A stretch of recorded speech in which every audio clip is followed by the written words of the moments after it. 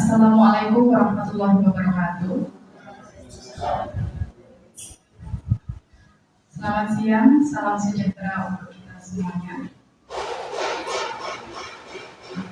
Pertama-tama saya ucapkan terima kasih kepada Bapak Ibu Guru SMK Negeri 1 Sukoharjo yang telah berkenan meluangkan waktunya untuk menghadiri acara aksi nyata seminar filosofis pemikiran Ki Hajar Dewantara oleh Ibu Dewi Rahmadina, JGB Angkatan 8 Kabupaten Sukoharjo.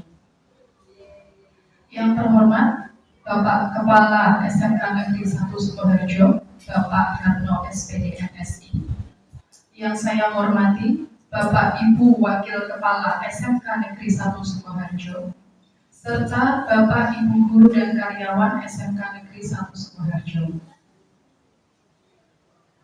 Pertama-tama marilah kita panjatkan puji syukur atas kehadirat Allah Subhanahu wa Ta'ala yang telah melimpahkan rahmat serta karunia-Nya sehingga kita masih diberikan kesempatan untuk berkumpul di acara aksi nyata seminar filosofis pemikiran Ki Hajar Dewantara pada hari ini dalam keadaan sehat walafiat amin.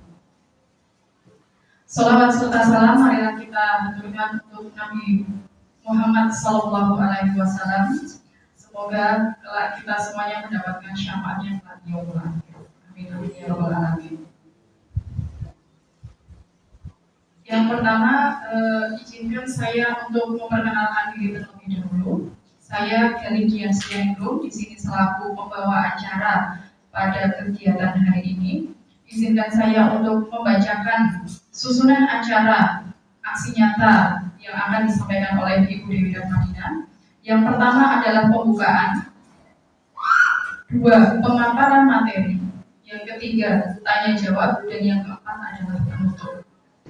Langsung saja, yang pertama adalah pembukaan. Marilah kita awali kegiatan hari ini dengan membaca basmalah bersama-sama. Bismillahirrahmanirrahim. Acara selanjutnya adalah pemaparan materi. Kepada beliau Ibu Dewi Rahmadina, dipersilakan. Ya, terima kasih Bu Khalil atas waktunya.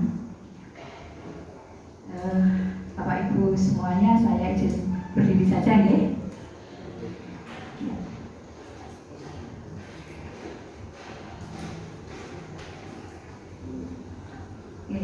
Terima kasih. Assalamualaikum warahmatullahi wabarakatuh. Sebelumnya saya ucapkan terima kasih yang sebesar-besarnya kepada rekan-rekan guru SMK Negeri 1 Sukoharjo, Bapak Ibu Wakil Kepala Sekolah yang sudah berkenan hadir untuk mendukung kegiatan saya di aksi nyata modul 1.1 calon guru penggerak angkatan 8 Kabupaten Sukoharjo. Selamat serta salam, semoga selalu tercurah pada junjungan kita Nabi Muhammad SAW yang selalu kita harapkan syafaatnya di yaumul akhir. Baik Bapak Ibu, kali ini saya akan menyampaikan tentang filosofis pemikiran Ki Hajar Dewantara. Jadi di modul 1.1 itu terkait dengan apa sih sebenarnya pemikiran dari Ki Hajar Dewantara tersebut terkait dengan pendidikan. Nah, tujuan dari modul ini adalah agar para guru, khususnya guru penggerak, tetapi juga tidak hanya guru penggerak, tetapi para guru itu memahami landasan-landasan atau dasar-dasar pendidikan nasional yang sudah sekian puluh tahun yang lalu, bahkan 100 tahun yang lalu itu sudah diletakkan, sudah dicanangkan oleh Ki Hajar Dewantara. Seperti itu. Baik, kita mulai Bapak Ibu. Ya, kita sudah memahami ya semuanya bahwa Ki Hajar Dewantara itu sudah meletakkan dasar-dasar pendidikan. Ya, mulai dari beliau berkecimpung di dunia pendidikan sebelum kemerdekaan. Dan sampai sekarang dasar-dasar yang telah diletakkan oleh beliau tersebut masih digunakan, ya, digunakan oleh Kementerian Pendidikan dan Kebudayaan Untuk apa Bapak Ibu? Untuk membentuk manusia Indonesia yang berbudaya dan unggul. Ya, seperti itu. Dan filosofi Ki Hajar Dewantara yang tentunya sebagai pendidik kita selalu ingat ya, ing ngarsa sum tulodo, ing matya mangun karsa, dan tuturi handa yang jadi di depan kita sebagai teladan, kemudian di tengah dengan prakarsa kita memberdayakan apa yang ada, kemudian di belakang kita mendorong atau memotivasi. Seperti itu.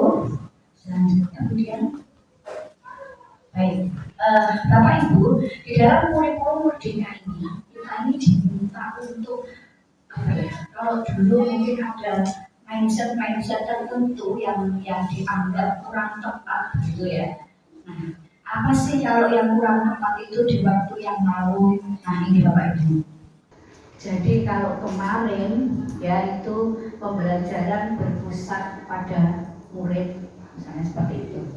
Kemudian guru lebih banyak menerangkan komunikasi satu arah dan murid kadang-kadang kurang diberi kesempatan untuk berpendapat. Tapi saya yakin kalau di sini sudah tidak seperti itu. Tapi mayoritas di negara kita itu seperti itu.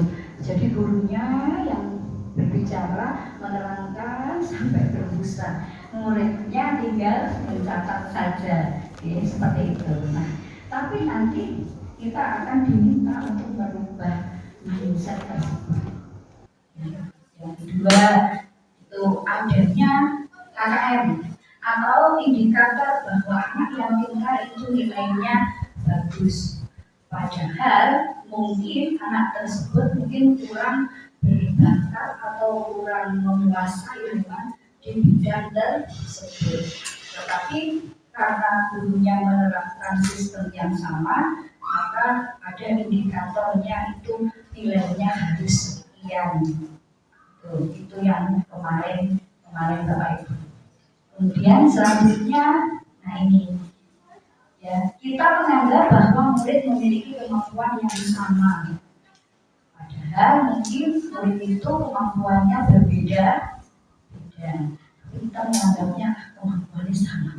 Mestinya bodoh seperti itu. Mestinya kalau yang satu bisa Excel, semuanya juga bisa Excel. Nah, misalkan seperti itu Bapak Ibu. Kemudian belajar hanya di ruang kelas. Ini memang banyak fakta Bapak Ibu, yang namanya sekolah, yang namanya belajar itu di ruangan kelas. Duduk manis di ruang kelas, ya, bangunnya tertata dari depan ke belakang. Itu anggapan kita yang kemarin. Padahal belajar mungkin tidak hanya dilakukan di ruangan kelas, bisa di mana? Ya mungkin bisa di lab, bisa di hasilku, mungkin bisa di mana tempat-tempat yang sekiranya nyaman tapi tidak mengganggu. Kemudian guru biasanya fokus pada kelemahan murid. Muridku yang itu, nah ini yang biasa saya ini Bapak Ibu, di mindset saya itu seperti itu. Jadi cuma kelemahannya yang kita perhatikan, padahal si anak ini, si A ini mungkin memiliki banyak sekali kelebihan, tapi kita tidak sadar dengan kelebihannya, kita hanya fokus pada kelemahannya. Seperti itu. Kemudian yang kedua, guru jarang melakukan refleksi. Jarang melakukan refleksi. Saya sendiri karena mungkin terburu-buru waktu juga, hanya 1 jam di dalam kelas, akhirnya refleksinya terlupakan. Padahal refleksi ini penting sekali untuk mengetahui kekurangan kita sebagai guru yang untuk selanjutnya kita akan melakukan perbaikan. Semacam itu. Selanjutnya. Nah, itu kan yang kemarin terjadi ya Pak Ibu. Nah, kemudian ternyata Ki Hajar Dewantara tadi kan sudah mencanangkan, sudah meletakkan filosofi atau dasar-dasar bagaimana kita mendidik murid-murid yang sesuai yang diidamkan oleh beliau, oleh negara kita. Yang pertama, Bapak Ibu, hakikat pendidikan adalah menuntun murid. Itu yang pertama. Pendidikan adalah proses menuntun kodrat anak untuk mencapai selamat dan bahagia. Selamat dan bahagia. Selamat bagaimana Bapak Ibu? Ya selamat di kehidupannya, terutama nanti untuk kehidupan bermasyarakat. Bahagia dalam kehidupan baik berkeluarga maupun bermasyarakat. Itu. Kalau dia nanti bisa mandiri, dia nanti bisa aktualisasi diri di masyarakat, insya Allah nanti mereka akan selamat dan bahagia seperti itu. Kemudian hidup tumbuhnya anak terletak di luar kehendak guru. Guru tidak bisa memaksakan kehendaknya, namun guru harus memperhatikan kebutuhan dan kondisi murid. Jadi istilahnya kalau kita tidak bisa membentuk anak semau kita, tetapi apa potensi yang dimiliki anak itulah yang akan guru kembangkan. Itu harapannya diajar Dewantara. Nah, dalam menuntun murid, ya Bapak Ibu, guru memegang prinsip dengan sosumtulodo. Di depan memberikan contoh atau teladan. Ing Matio Mangun Rasa, di tengah memberikan prakarsa dan tuturi handayani, atau di belakang kita mendorong atau memotivasi. Selanjutnya yang kedua adalah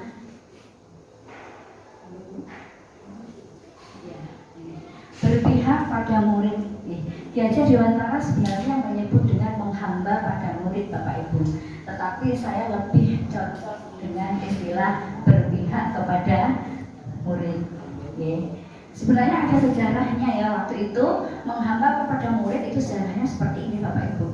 Waktu itu Ki Hajar Dewantara itu belajar di Jerman, kemudian kebetulan beliau itu memiliki putri yang berkebutuhan khusus, dan waktu beliau itu mengerjakan sesuatu, mengerjakan tugas, putrinya ini rewel, beliau itu marah gitu ya, mengucapkan kata-kata yang akhirnya menyinggung putrinya tersebut, dan akhirnya putrinya itu keluar rumah, ya keluar dari rumah agak lama, ya pintunya ditutup. Nah, setelah itu Ki Hajar Dewantara sadar, merenung, ya Allah, tadi kenapa putriku, tapi kenapa aku seperti itu. Akhirnya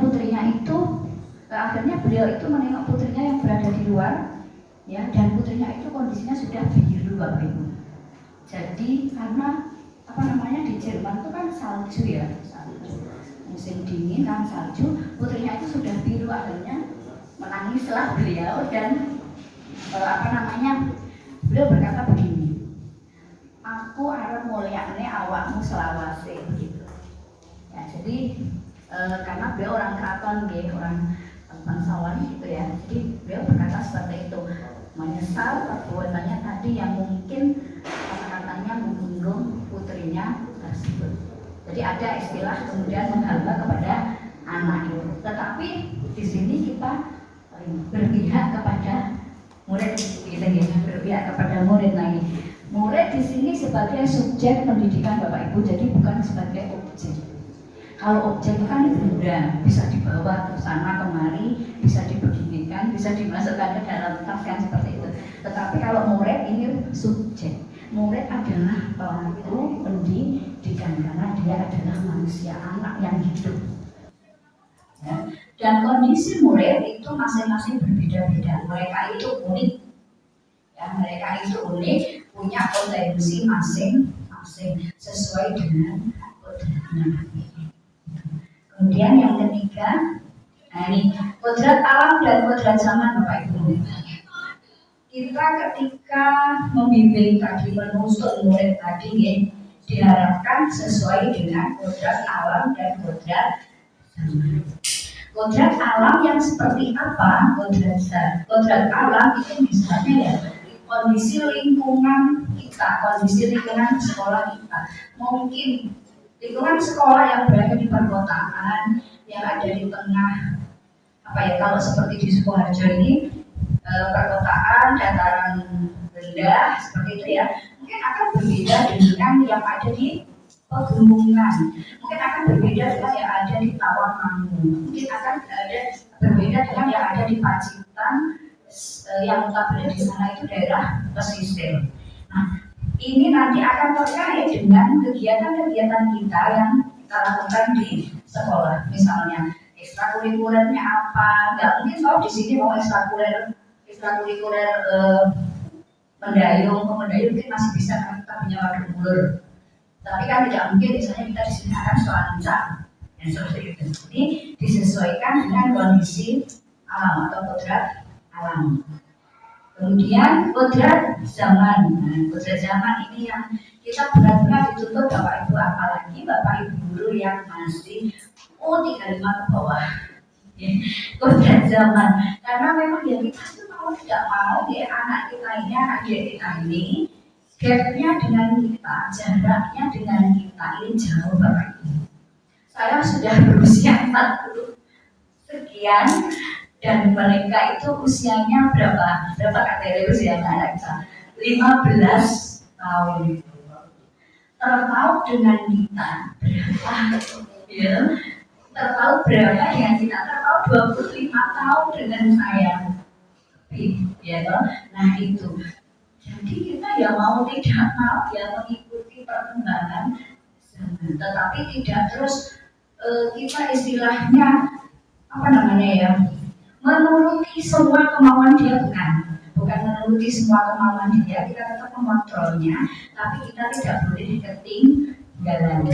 Ya kita mengontrol ID-nya mungkin, mengontrol Facebook-nya mungkin. Kalau mereka senang tampilan-tampilan yang menarik, ya mungkin kita itu belajar Canva, belajar apa yang kemarin itu Pak Nanang capcut. Ya, terus saya pusing itu kalau capcut itu. Saya memang lebih nyaman kalau menggunakan Canva, seperti itu. Atau apalah yang lain-lain itu ada Padlet, ada Jamboard, ada apa itu ya, itu di Google. Nah mungkin itu yang sesuai dengan karakter mereka sekarang. Jadi biar mereka itu tidak bosan ketika di dalam kelas mengerjakan apa, misalnya refleksi atau tanya jawab. Sudah ini anak-anak ini link Padletnya silahkan dituliskan di Padlet. Jadi sudah tidak menulis di kertas, mungkin seperti itu. Jadi sesuai dengan kodrat zaman. Selanjutnya,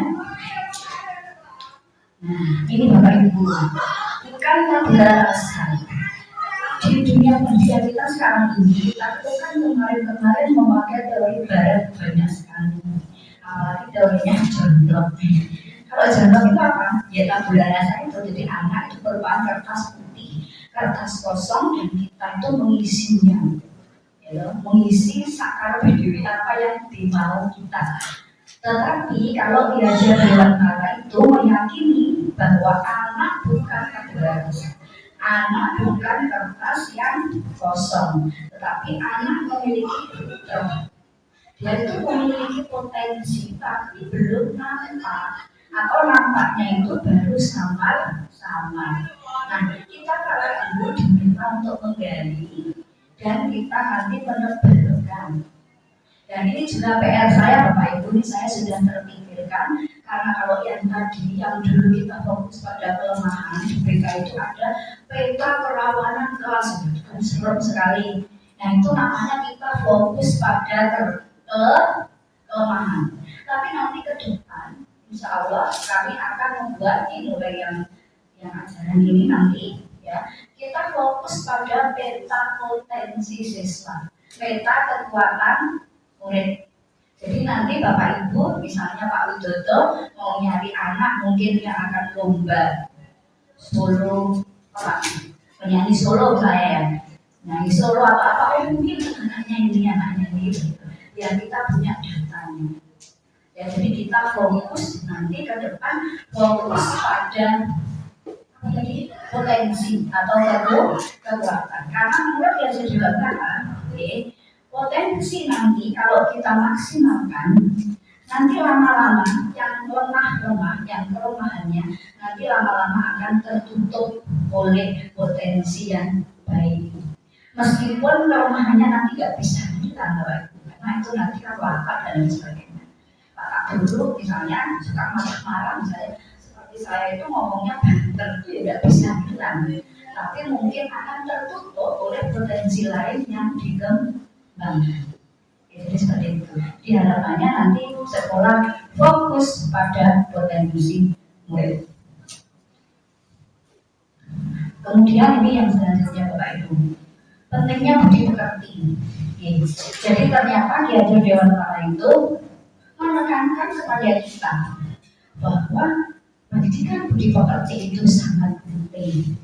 Dan ini untuk meluruskan anggapan bahwa merdeka belajar itu semaunya sendiri.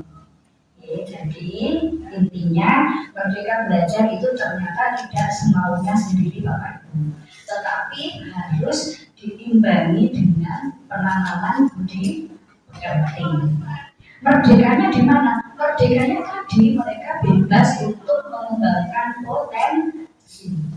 Merdekanya itu mereka bebas mengumpulkan tugas, mau pakai Canva, mau pakai Padlet, mau pakai PowerPoint, nah itu merdeka.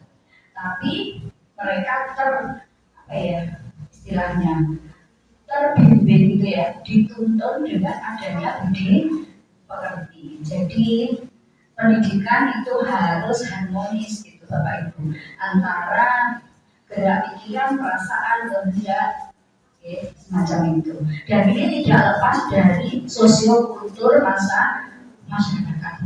Kita sebagai orang Jawa, orang Sukoharjo, insya Allah banyak sekali tradisi-tradisi sosiokultur yang bagus.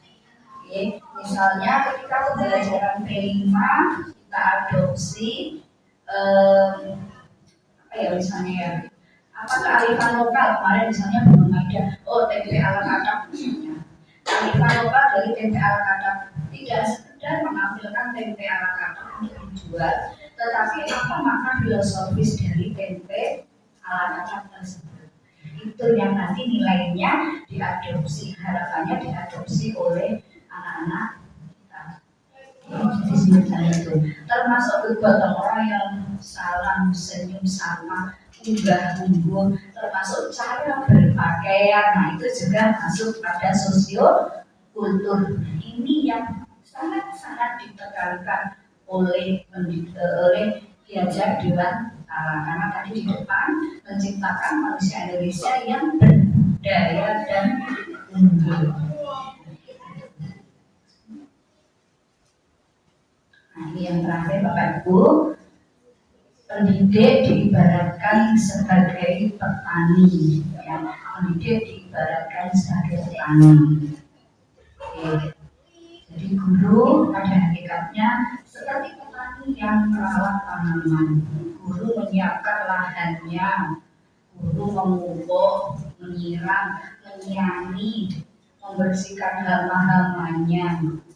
Dan guru kita tidak bisa memilih, ya, tidak bisa memilih murid kita yang akan masuk ke sini. Saya tidak mau menerima yang kulitnya hitam. Ya, saya tidak mau menerima yang rambutnya keriting. Saya tidak bisa seperti itu. Jadi kita tidak bisa memilih. Kita tidak bisa menerima yang tubuhnya pendek, gemuk misalnya. Kalau seperti itu saya tidak bisa sekolah Bapak Ibu. Ya kalau yang anak yang pendek tidak bisa terima, terus bagaimana? Nah ini di sini, gitu. Jadi ya sudah, pokoknya itu benihnya itu, bibitnya itu. Jadi kita terima. Nah tantangannya adalah bagaimana kita mengolah itu. Dan ini kita yang harus berpikir sistem Bapak Ibu. Jadi mungkin setelah kita setelah pendidikan ini penerimaan peserta didik baru dilanjut. Setelah penerimaan peserta didik baru ada sistem zonasi dan lain sebagainya. Sekolah-sekolah favorit memang sudah mulai terbuka, mulai bergeser pemikirannya. Jadi karena mereka memang harus menerima semua bibit yang masuk ke sekolah itu untuk dirawat ya agar tumbuh dengan baik.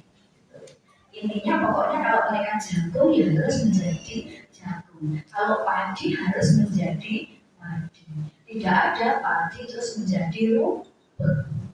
Itu aneh nanti ya kalau padi terus jadi rumput bagaimana itu ya.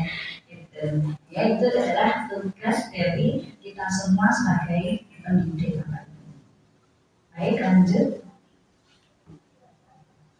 Nah, ini Bapak Ibu, kalau tadi yang paparan yang di awal tadi itu ada bagaimana kita di masa lalu, gitu ya. Nah, harapannya nanti setelah kita mempelajari filosofis pemikiran belajar Dewantara, ini kita di antaranya seperti itu. Tapi mohon maaf, itu hanya pemikiran saya sendiri, perencanaan saya sendiri.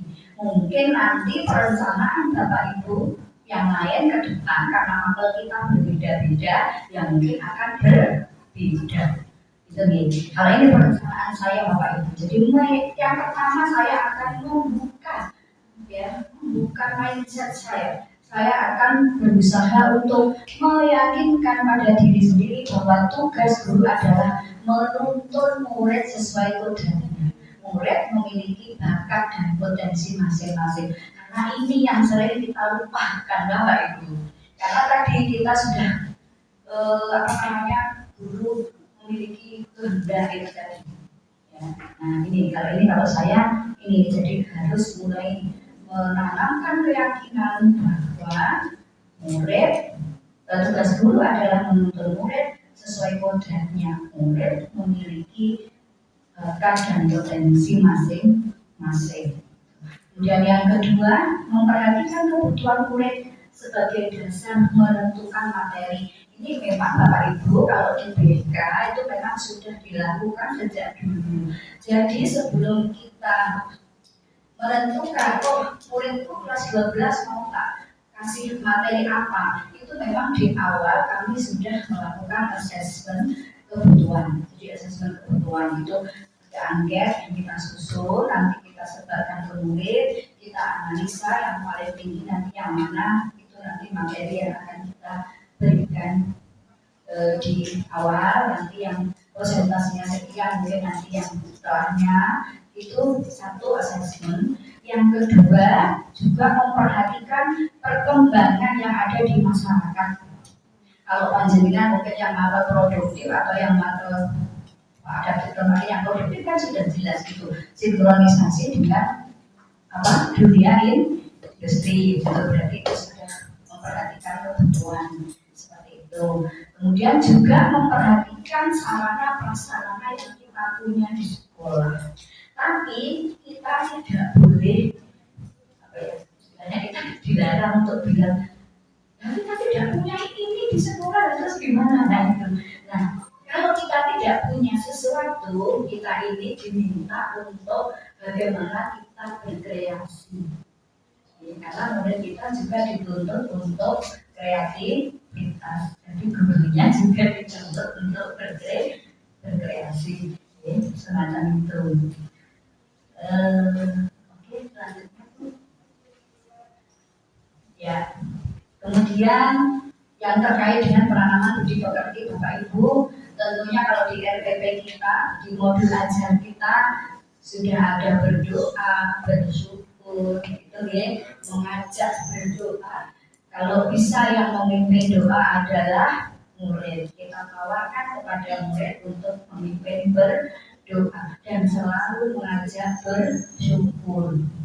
Kemudian juga bisa memasukkan permainan tradisional atau mungkin tadi kearifan lokal, ya nanti untuk diambil nilai filosofisnya.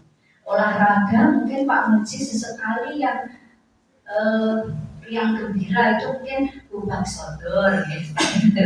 Apa sih makna dari gobak sodor? Banyak ya maknanya dari gobak sodor. Apa kok maknanya gobak sodor Pak Nana? Senang-senang saja kerjasama.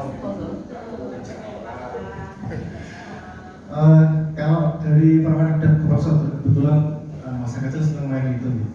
Jadi ya salah sekarang ketika bermain gobak sodor itu adalah yang pasti kerjasama dan rasanya senang gitu ya ketika bisa kemudian megang teman yang mau lewat gitu. Mungkin kalau pembelajaran bisa seperti itu akan sangat menarik. Ya betul Bapak Ibu. Jadi kita tidak sekedar memasukkan satu permainan atau tidak sekedar menyajikan satu kearifan lokal, tetapi anak diajak untuk menggali lebih dalam apa sih makna dari kearifan lokal ataupun permainan tradisional tersebut. Gobak sodor, berani, kerjasama, terus apalagi sportivitas, seperti itu ya. Itu salah satunya seperti itu. Kemudian mengembangkan metode penilaian yang bervariasi sesuai kondisi murid. Misalnya pada tema perencanaan karir, saya ini contohnya, murid bisa menilaikan dalam bentuk video, paparan ataupun apa, dan ini juga sudah dilakukan oleh Bapak Ibu guru semua di sini, terutama Bu Maida. Saya yakin ya beliau sudah polling, misalnya polling memakai ini, memakai WA, memakai ini, memakai itu, dan itu luar biasa sekali. Pak Widodo juga seperti itu, Pak Nanan, Bulan juga sudah melakukan seperti itu. Jadi biar anak-anak tidak merasa apa ya Bapak Ibu tadi loh, karena anak-anak ini berbeda. Iya, kalau dia bisa Canva, kalau dia bisanya gitu ya, PPT, berarti PPT biasa. Iya, kalau dia bisa menulis cerita, kalau tidak bagaimana kan, semacam itu. Atau mungkin dengan TTS dan lain sebagainya kan bisa. Selanjutnya Bu. Nah ini kemudian yang tadi belajar tidak harus di dalam kelas Bapak Ibu. Kemudian ini juga sudah dilakukan ketika anak-anak PSAT atau apa itu membuat video atau apa itu di luar kelas, sebenarnya sudah dilakukan. Kemudian tidak menuntut murid untuk sama dengan yang lain, ini tidak menuntut murid untuk sama dengan yang lain. Gajah tidak sama dengan burung yang bisa terbang, tidak sama dengan kupu-kupu, seperti itu. Kemudian berupaya selalu memberikan teladan, misalnya hadir tepat waktu, tersenyum, ramah dan sebagainya. Dan ini sama dengan yang di depan tadi, yang menanamkan keyakinan tadi ya, memberi teladan. Sulit sekali Bapak Ibu memberi teladan ini. Ya, dari kedatangan kita di sekolah, dari kedatangan kita di dalam kelas, dari apalagi kalau sudah tadi bubur apa dulu dan sebagainya. Nah ini kan sulit sekali nih, dari cara kita berpakaian, dari cara kita berbicara. Saya itu kalau ngomong itu masih suka banter, kalau tertawa itu saya itu masih suka lepas. Padahal seharusnya tertawanya itu juga dikontrol. Nah ini jadi teladan ini yang paling sulit Bapak Ibu. Ya itu yang bisa saya sampaikan Bapak Ibu, mudah-mudahan ada manfaatnya. Untuk selanjutnya sesi tanya jawab atau umpan balik, kritik, saran, Bapak Ibu dipersilakan. Monggo.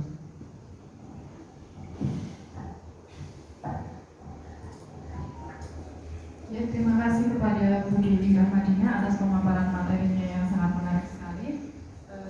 Jadi dari apa yang telah disampaikan kita bisa mengambil sebuah kesimpulan ya, bahwasanya kita sebagai guru itu hendaknya tidak melaksanakan pembelajaran yang hanya berpusat pada guru saja, tapi kita ubah mindset kita untuk melakukan pembelajaran yang berpusat kepada siswa seperti apa yang telah disampaikan oleh Kiai Dewantara. Untuk sesi ketiga itu adalah tanya jawab. Monggo bagi Bapak Ibu guru yang ingin mengajukan pertanyaan kami persilakan. Untuk waktu tanya jawabnya nanti kita batasi 5 menit ya. Monggo Bapak Ibu, atau mungkin penguatan atau mungkin masukan dipersilakan karena ini adalah sesi refleksi ya, refleksi. Tadi kan kita harus melakukan refleksi ya Bapak Ibu. Jadi ke depan juga saya biar lebih baik lagi.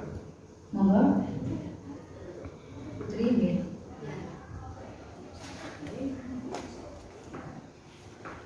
Oke, assalamualaikum warahmatullahi wabarakatuh. Terima kasih Bu Dewi, pemaparannya cukup jelas. Ini yang ingin saya tanyakan. Menurut saya yang perlu diubah itu tidak hanya mindset gurunya, tetapi mindset murid itu juga perlu diubah. Karena selama ini murid itu hanya seolah-olah hanya menerima dari apa yang sudah disampaikan Bapak Ibu guru. Ketika kita mau mulai mengubah, di mana kita memberi kesempatan yang luas kepada siswa, tetapi siswanya masih pasif. Jadi misalnya kita kasih berupa proyek, kita berikan silahkan membuat misalnya penelitian tentang eksputer misalnya seperti itu. Bagaimana cara membuat eksputer? Anak itu masih cenderung pasif. Nah, bagaimana kita juga selain mengubah mindsetnya kita juga mengubah mindsetnya siswa supaya mereka itu juga terbuka bahwa kurikulum yang sekarang itu terbuka untuk mereka, supaya mereka bisa lebih aktif. Terima kasih. Ya, terima kasih sekali Putri. Saya jawab langsung ya, boleh. Ya, jadi begini. Ini kan memang sosialisasi mungkin sepihak ya Bapak Ibu ya. Jadi gurunya yang ini, murid belum begitu memahami memang merdeka belajar itu seperti apa, kan seperti itu. Jadinya kadang-kadang mereka jadi pasif karena dulunya terbiasa yang menerangkan semua itu pokoknya Bapak Ibu guru. Pokoknya ini catatannya, pokoknya ini bahannya, kan seperti itu dari Bapak Ibu guru. Itu dulu. Nah, sekarang bagaimana Bapak Ibu? Sekarang pun murid kita juga mungkin masih sama gitu ya, masih sama. Nah, ini memang perlu dipahamkan, dan yang memahamkan ini memang harus sistem Bapak Ibu. Jadi mungkin tidak bisa kalau kita sendiri-sendiri, tapi mungkin kalau Bapak Ibu guru di awal pembelajaran mungkin bisa. Jadi mereka perlu dipahamkan mengenai alur merdeka belajar Bapak Ibu. Alur merdeka belajar itu yang pertama mulai dari diri. Oke, mulai dari diri. Yang kedua kemudian eksplorasi konsep. Yang ketiga kolaborasi. Merdeka.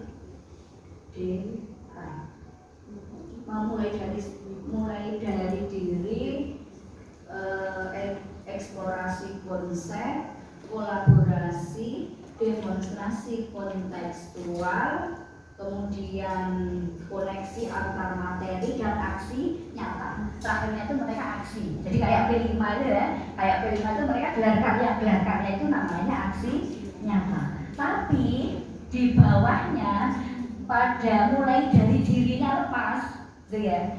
Mulai dari dirinya yang belum paham. Mereka nanti pasti akan bilang, Bu guru tidak menerangkan kok. Gitu ya. Akhirnya catatannya selama 1 semester itu hanya di muka saja.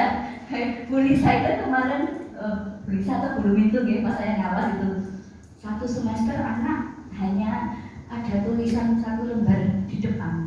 Ya berarti kan mulai dari dirinya yang belum jalan. Tapi aksi nyatanya sudah jalan Bapak Ibu. Ya dong. Aksi nyatanya apa ya? Buktinya kan kalau gelar karya jalan, kalau itu jalan gitu.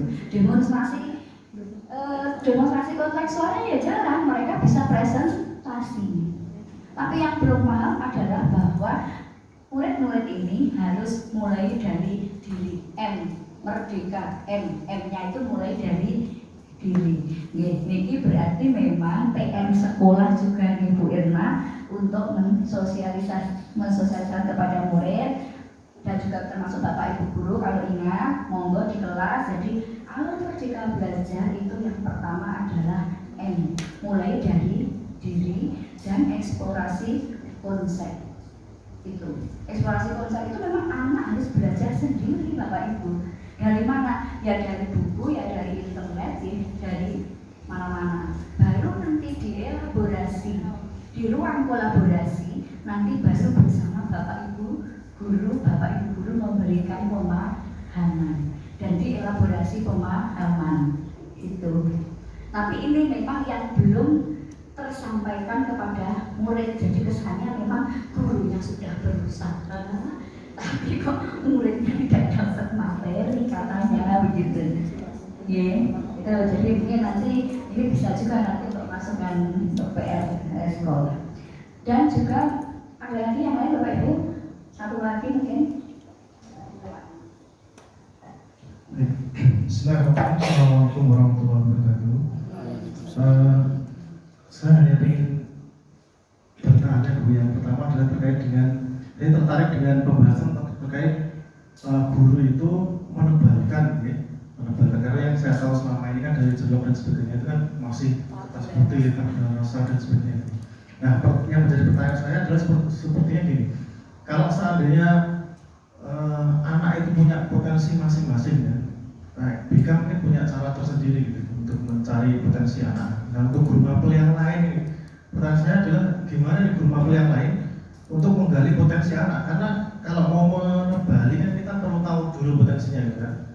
Apalagi jangan sampai anaknya yang sebenarnya dia padi ketemu sama saya malah jadi jago kan gitu. Nah ini apakah ada kolaborasi dengan BK atau kan guru sendiri? Itu yang pertama. Kemudian yang kedua, ini tidak kalah menarik karena dari pemikiran saya terkait dengan filosofi dari Ki Hajar Dewantara ini kan dari awal dulu ada pendekatan tradisional sampai kemudian yang di zaman informasi sekarang yang luar biasa ini.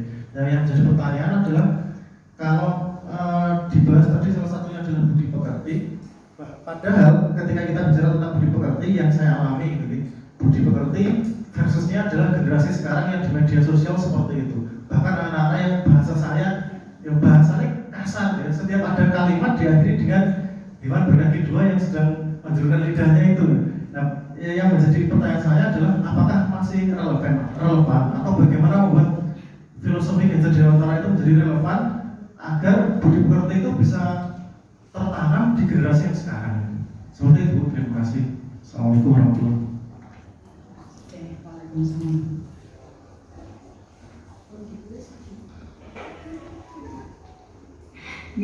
Terima kasih Pak Nanang, ini pertanyaannya sangat luar biasa dan rumit. Ya Pak, yang tadi ya Pak, yang menebalkan potensi tadi ya, karena kita tadi beralih dari Jonlok ke dari Ki Hajar Dewantara yang ternyata bukan tabula rasa. Tadi juga sudah saya sampaikan, ini PR kami gitu ya, untuk memetakan. Kalau kemarin kita fokus pada kelemahan atau pada masalah, sekarang kita akan berubah untuk fokus kepada potensi. Kita petakan, nanti minta tolong nanti kerjasamanya Bu Lisa, Pak Vicky gitu ya, segera nanti membuat angket untuk pemetaan. Nah, harapannya nanti ya entah nanti apa yang diisi anak kan kita nanti belum tahu nih Bapak Ibu ya. Itu nanti akan kita coba, karena saya pun di modul 1.2 itu juga menuliskan itu. Tantangan saya, PR saya adalah gitu, memetakan potensi anak, untuk memetakan potensi anak. Nanti harapannya itu nanti akan kita share Bapak Ibu. Jadi nanti panjenengan nanti bisa melihat, oh ternyata kelas ini si ABCD ini potensinya ini, seperti itu. Cuma saya juga belum yakin juga apakah mereka nanti jujur dalam menuliskan potensinya atau mereka itu sadar, gitu. Sadar apa tidak kalau mereka itu punya bakat, gitu Pak. Gitu. Kalau mereka itu potensinya adalah berhitung, kekuatannya mereka pada matematika. Sadar apa tidak kalau mereka itu kekuatannya itu pada menggambar atau pada menulis cerita, seperti itu. Tapi ya mudah-mudahan, karena itu belum kita coba Pak Nanang. Tapi insya Allah nanti seperti itu, dan mudah-mudahan segera bisa dilaksanakan dan disebarkan. Jadi nanti panjenengan mungkin terutama yang anak walinya atau yang anak yang diajar oleh panjenengan gitu ya. Jadi biar panjenengan bisa tahu, oh anak ini ternyata potensinya ini, oh anak ini potensinya adalah berbicara di depan umum atau komunikasi interpersonal seperti itu. Jadi nanti ketika Pak Widodo mau cari anak yang pidato bahasa Jawa mungkin ini, oh anak ini potensinya seni dan lain sebagainya. Jadi semacam itu. Kemudian yang terkait dengan budi pekerti ya Pak namanya, budi pekerti. Ya. memang sekarang itu gempuran, ya, gempuran perkembangan zaman itu luar biasa, Bapak Ibu. Dan itu kan kita memang tidak bisa mengendalikan mereka, tapi setidaknya kita menanamkan nilai yang luhur yang ada di sosiokultur masyarakat, yang sesuai dengan kondisi lingkungan kita di daerah kita. Bahkan kita mulai mungkin Pak Widodo mungkin bahasa Jawanya mungkin mulai ditekankan ini mungkin ditambah materi apa misalnya semacam itu. Pak Agus mungkin di pendidikan agama bulan seperti itu mulai dimasukkan gitu. Dan yang namanya unggul nilai luhur itu hanya ada di kita. Tapi kenapa sekarang ini malah mulai luntur? Termasuk kalau foto juga diupayakan jangan merek. Itu kan juga tidak baik ya, karakter yang tidak baik mana. Foto ya, ini pun juga kita sebagai guru sudah sering tidak sadar. Itu juga tidak boleh. Gitu. Termasuk kalau mungkin yang bisa nge-save nomornya siswa, statusnya siswa juga tolong untuk dipantau. Tapi kalau saya sendiri itu jangan nge-save, memorinya itu penuh gitu ya. Gitu. Jadi menggali nilai luar Bapak Ibu yang kita kuatkan memang. Jadi memang ini PR yang luar biasa dan gempuran teknologi informasi itu luar biasa, dan itu memang sudah seolah-olah itu ya memang itu sudah kayak di setting gitu ya dari sana, termasuk perilaku yang lain, perilaku pergaulan bebas dan lain sebagainya itu juga sudah sangat luar biasa. Seperti itu ya Pak Nanan. Ya, terima kasih Bapak Ibu. Ya, mungkin itu yang bisa saya sampaikan. Terima kasih Bapak Ibu sudah berkenan untuk hadir dan mengikuti sosialisasi ini, aksi nyata saya ini dari awal sampai akhir. Aplaus untuk panjenengan semuanya. Kita lihat-lihat dulu ya Bapak Ibu ya. Oke, lihat-lihatnya apa Bapak Ibu? SMK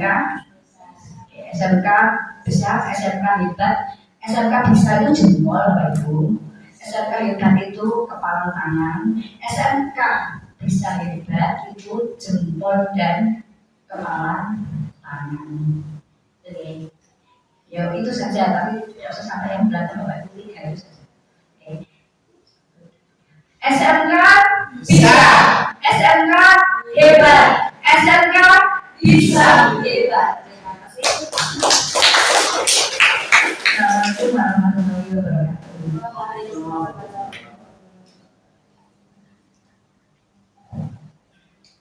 Bapak Ibu hadirin yang terhormat, kini telah sampailah kita pada penghujung acara. Semoga ilmu yang kita dapatkan hari ini bisa membawa keberkahan, manfaat, dan juga menjadi jalan kebaikan untuk kita semuanya. Amin. Amin ya rabbal alamin.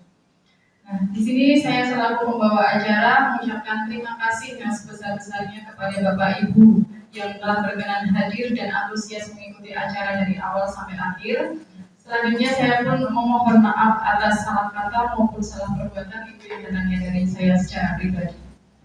Akhir kata, selamat siang. Wassalamualaikum warahmatullahi wabarakatuh.